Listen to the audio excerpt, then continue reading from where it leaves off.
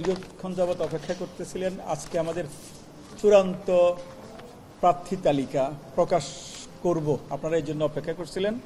ডাকসু নির্বাচন 2025 আজকের চূড়ান্ত প্রার্থী তালিকায় এখন পর্যন্ত ফাইনালি 471 জন প্রার্থীকে চূড়ান্ত হিসাবে ঘোষণা করা হয়েছে।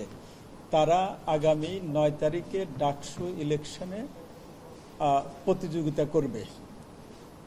এর মাঝে অল্প সংখ্যক আমাদের প্রত্যাহার এবং আপিল করা নাই, সেই রকম সংখ্যা হচ্ছে 38। আমাদের মোট ক্যান্ডিডেট ছিল, আমাদের যে খসড়া তালিকা যেটা ছিল চূড়ান্ত খসড়া, সেখানে ছিল 509 জন। সেখান থেকে প্রত্যাহার এবং আপিল না করা এরকম সংখ্যা হচ্ছে 38 জন। মোট এখন 471 জন আমাদের চূড়ান্ত বৈধ প্রার্থী হিসাবে ডাকসু 2025 নির্বাচনে প্রতিদ্বন্দ্বিতা করবে। আপনাদেরকে অসংখ্য ধন্যবাদ। হল সংসদটা আমরা এখনো আপডেটটা পাইনি, অলরেডি তারা তাদের ওয়েবসাইটে দিয়ে দিয়েছে, আপনারা সেখান থেকে হয়তো পেয়ে যেতে পারেন।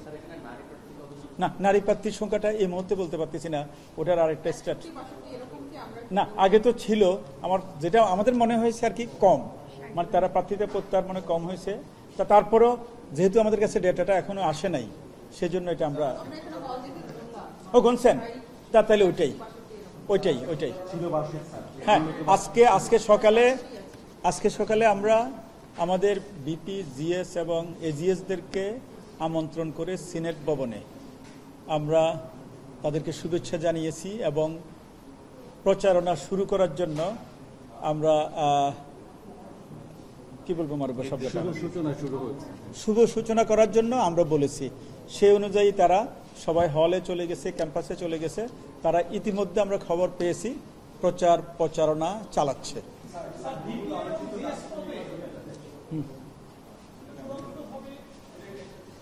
বলেন কি জানেন?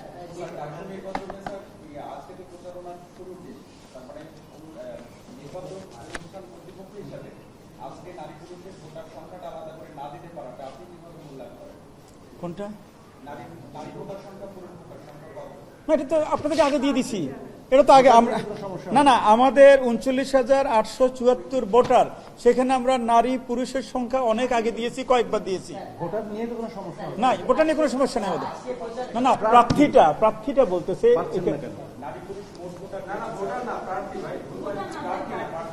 না মোট ভোটার দেওয়া হয়েছে, আগে সব বলা আছে, এই বিষয়ে কোনো কনফিউশন নাই।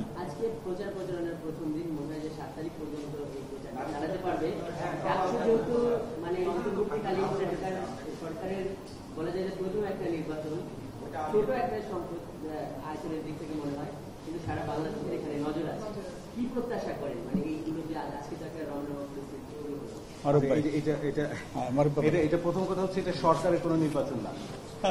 বাংলাদেশ সরকার এবং ঢাকা বিশ্ববিদ্যালয় এটা দুটো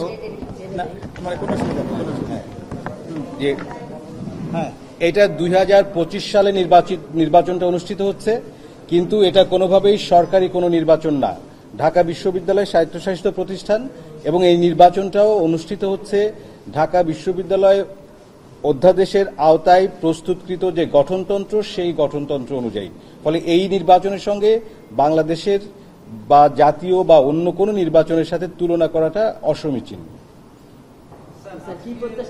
আমরা আশা করছি যে আমাদের শিক্ষার্থীদের উপর আমাদের আস্থা আছে। বিশ্ববিদ্যালয় কর্তৃপক্ষ তার যথাসম্ভব প্রস্তুতি নিয়েছে এবং শিক্ষার্থীরা প্রস্তুত। তাদের মধ্যে আমরা বিপুল পরিমাণ উৎসাহ দেখেছি, প্রার্থিতাতে উৎসাহ দেখেছি, এমনি ভোটে অংশগ্রহণ করার জন্য ভোটারদের মধ্যে উৎসাহ দেখেছি। এই উৎসাহ, সৌহার্দ্য এবং সম্প্রীতি অক্ষুণ্ণ থাকলে এখানে একটা সুষ্ঠু নিরপেক্ষ নির্বাচন অনুষ্ঠিত হবে।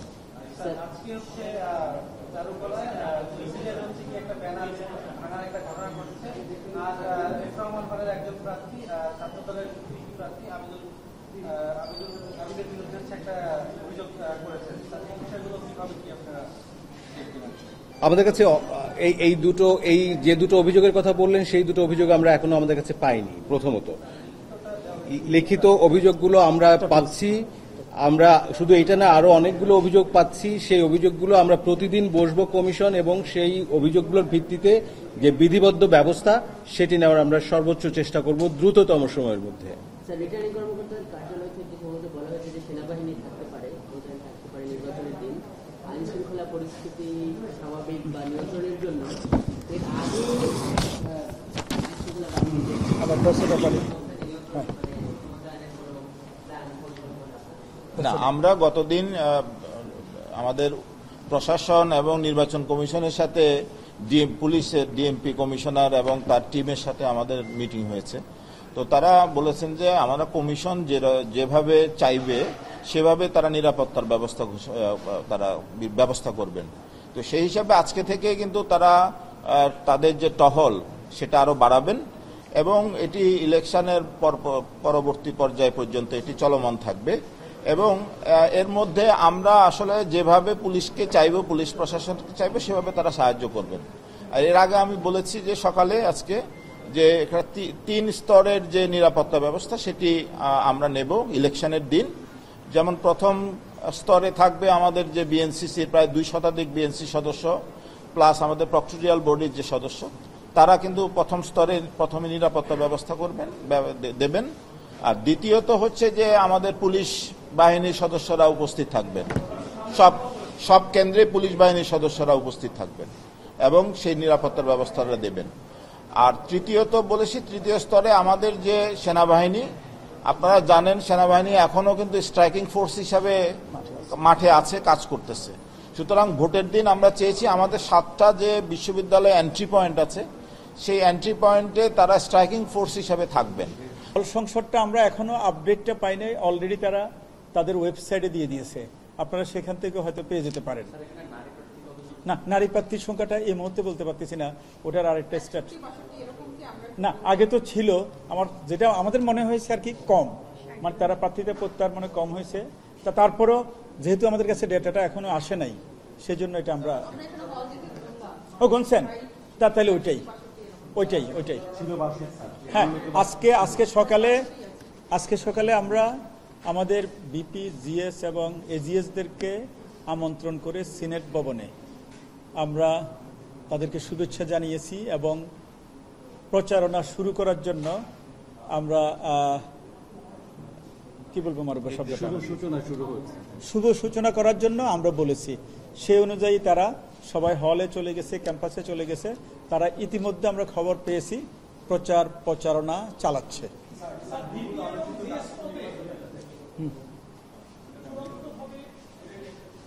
বলেন আপনি কি জানেন?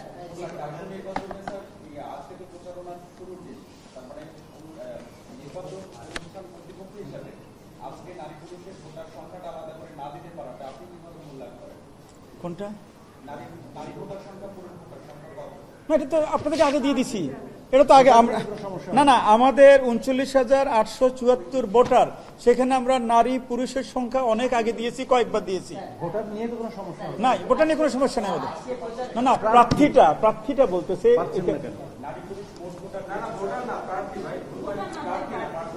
না, মোট ভোটার দেওয়া হয়েছে, আগে সব বলা আছে, এই বিষয়ে কোনো কনফিউশন নাই।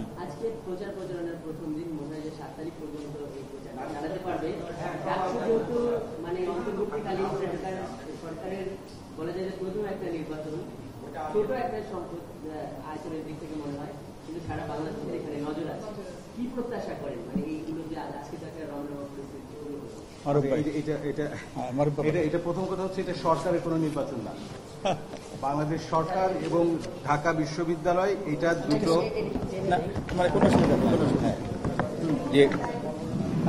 এটা 2025 সালে নির্বাচনটা অনুষ্ঠিত হচ্ছে, কিন্তু এটা কোনোভাবেই সরকারি কোনো নির্বাচন না।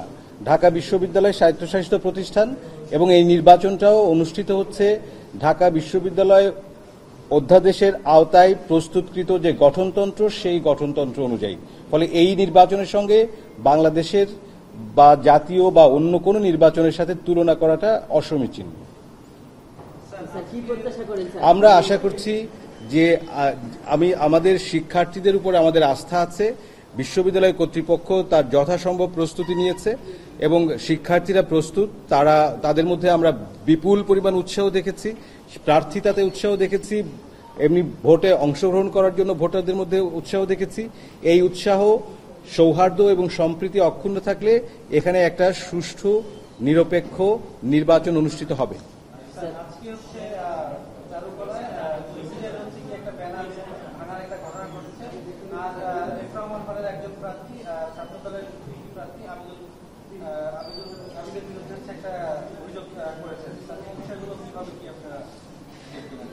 আমাদের কাছে এই যে দুটো অভিযোগের কথা বললেন সেই দুটো অভিযোগ আমরা এখনো আমাদের কাছে পাইনি। প্রথমত, লিখিত অভিযোগগুলো আমরা পাচ্ছি, আমরা শুধু এটা না আরো অনেকগুলো অভিযোগ পাচ্ছি। সেই অভিযোগগুলো আমরা প্রতিদিন বসবো কমিশন এবং সেই অভিযোগগুলোর ভিত্তিতে যে বিধিবদ্ধ ব্যবস্থা সেটি নেওয়ার আমরা সর্বোচ্চ চেষ্টা করব দ্রুততম সময়ের মধ্যে।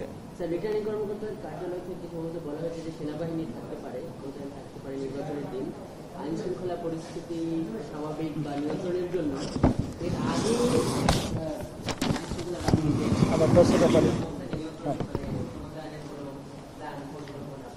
না, আমরা গতদিন আমাদের প্রশাসন এবং নির্বাচন কমিশনের সাথে পুলিশের ডিএমপি কমিশনার এবং তার টিমের সাথে আমাদের মিটিং হয়েছে। তো তারা বলেছেন যে আমরা কমিশন যেভাবে চাইবে সেভাবে তারা নিরাপত্তার ব্যবস্থা করবেন।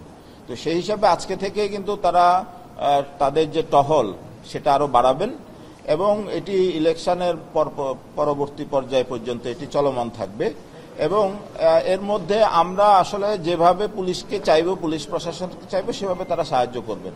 আর এর আগে আমি বলেছি যে সকালে আজকে যে এখানে 3 স্তরের যে নিরাপত্তা ব্যবস্থা সেটি আমরা নেব ইলেকশনের দিন। যেমন প্রথম স্তরে থাকবে আমাদের যে বিএনসিসির প্রায় 2 শতাধিক বিএনসি সদস্য প্লাস আমাদের প্রক্টোরিয়াল বডির যে সদস্য, তারা কিন্তু প্রথম স্তরে প্রথমে নিরাপত্তা ব্যবস্থা দেবেন। আর দ্বিতীয়ত হচ্ছে যে আমাদের পুলিশ বাহিনীর সদস্যরা উপস্থিত থাকবেন, সব কেন্দ্রে পুলিশ বাহিনীর সদস্যরা উপস্থিত থাকবেন এবং সেই নিরাপত্তার ব্যবস্থাটা দেবেন। আর তৃতীয়ত বলেছি, তৃতীয় স্তরে আমাদের যে সেনাবাহিনী, আপনারা জানেন সেনাবাহিনী এখনো কিন্তু স্ট্রাইকিং ফোর্স হিসাবে মাঠে আছে, কাজ করতেছে। সুতরাং ভোটের দিন আমরা চেয়েছি আমাদের 7টা যে বিশ্ববিদ্যালয়ে এন্ট্রি পয়েন্ট আছে সেই এন্ট্রি পয়েন্টে তারা স্ট্রাইকিং ফোর্স হিসাবে থাকবেন। যখনই আমরা চাইব সাথে সাথেই সেনাবাহিনী আমাদের কেন্দ্রে বা আমাদের প্রয়োজন অনুযায়ী বিশ্ববিদ্যালয়ে প্রবেশ করবেন। তবে আমরা এর সাথে যেটা যুক্ত করেছি সেটা হচ্ছে যে ভোট গ্রহণ শেষে যে ভোট গণনাকাল, যে কয় ঘন্টা আমাদের ভোট গণনা চলবে সেই সময়টুকু আমরা আবেদন করে রেখেছি যে আমাদের সেনাবাহিনী ভোট কেন্দ্রগুলো কর্ডন করে রাখবে এবং সেখানে মানে ভোট গণনাকালে শুধু সংশ্লিষ্ট ব্যক্তি ছাড়া ভেতরে আর কেউ প্রবেশ করতে পারবে না। সেনাবাহিনী সম্পর্কে একটা পরিষ্কার বলে দেয় যে বাংলাদেশ সেনাবাহিনী আমাদের সর্বোচ্চ রাষ্ট্রীয় নিরাপত্তা সার্বভৌমত্ব সুরক্ষার দায়িত্বে নিয়োজিত। এই নির্বাচনের ক্ষেত্রেও তাদের ভূমিকা আসলে সীমিত এবং প্রয়োজনীয় জায়গায় কেবলমাত্র, অর্থাৎ নিয়মিত যে নিরাপত্তা রক্ষার দায়িত্ব সেটা আমাদের যে নিয়মিত আইন শৃঙ্খলা রক্ষাকারী বাহিনী আছে তাদের কাছেই থাকবে। তার মানে এখানে পুলিশ, আমাদের ভেতরের বিএনসিসি এরাই দায়িত্ব পালন করবেন। সামরিক বাহিনী কেবলমাত্র সীমিত পর্যায়ে স্ট্রাইকিং ফোর্স হিসেবে প্রয়োজনীয় কাজে আসবেন এবং ভোট গণনার মুহূর্তটা যেহেতু অত্যন্ত সেন্সিটিভ, সেই সময় নিরাপত্তা রক্ষার জন্য আমরা প্রয়োজনে সেনাবাহিনী থাকবে। তো সেনাবাহিনী কিন্তু নিয়মিত কোনো দায়িত্বের অংশ না, তারা অত্যন্ত গুরুত্বপূর্ণ এবং বিশেষ প্রয়োজনের দায়িত্বের অংশ।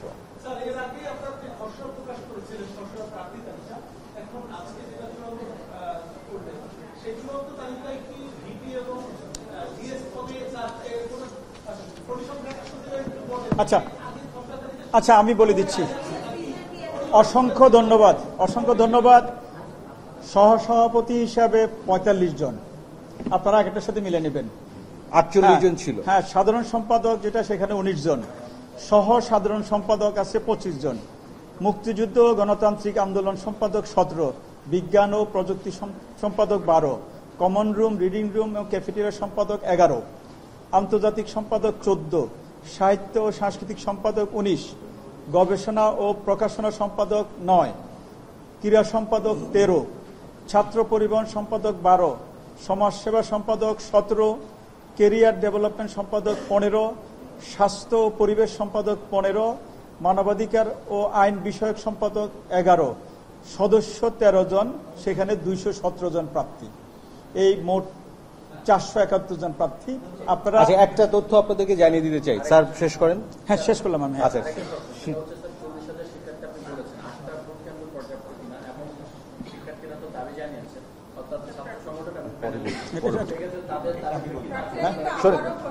যে আমরা প্রার্থীদের দাবিগুলো, প্রত্যেকটি প্রার্থীর দাবি আমরা অত্যন্ত গুরুত্বের সাথে বিবেচনা করছি। আমরা ভোটের দিনে ব্যবস্থাপনা নিয়ে বিশদভাবে আলোচনা করেছি আমাদের ভেতরে এবং নিরাপত্তা রক্ষীদের সাথে, এবং প্রত্যেকটি ভোট কেন্দ্র আমরা সরেজমিনে দেখে এসেছি। সেখানে রুমের আয়োজন, বুথের আয়োজন, সেটা আমরা দেখে এসেছি।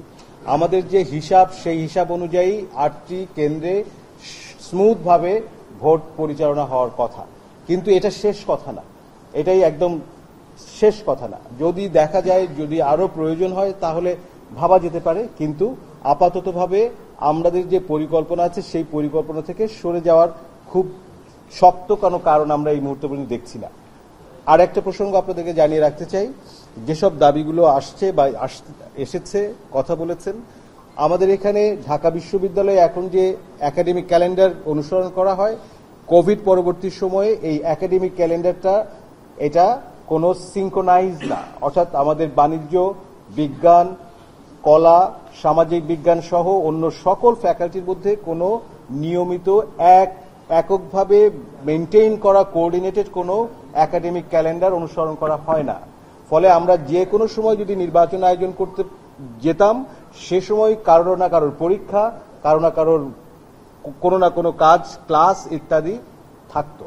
ফলে যে সময় আমরা নির্বাচনের তারিখ ঘোষণা করেছি, এটা অনেক আগে থেকে বিবেচনা করে সবাইকে জানিয়ে সব অংশীজনের মত নিয়েই এই সময় নির্বাচন হয়েছে। ফলে আমাদের কাছে নির্বাচনটা শিক্ষার পরিবেশ রক্ষার একটা সামান্য অনুষঙ্গ মাত্র। নির্বাচনের জন্য ঢাকা বিশ্ববিদ্যালয় নয়, বিশ্ববিদ্যালয়ের কাজ পড়াশোনা, বিশ্ববিদ্যালয়ের কাজ গবেষণা। ফলে ওই শিক্ষা, গবেষণা, এই কার্যক্রমগুলো কোনোভাবে ব্যাহত হবে নির্বাচনের কারণে, সেটি আমরা প্রত্যাশা করি না। ফলে নির্বাচনের জন্য আমরা কোনো বিভাগকে তাদের নিয়মিত পরীক্ষা কার্যক্রম, একাডেমিক কার্যক্রম, ক্লাস, সেমিনার, এগুলো বন্ধ করার জন্য অনুরোধ করতে পারার মতন অবস্থায় নাই।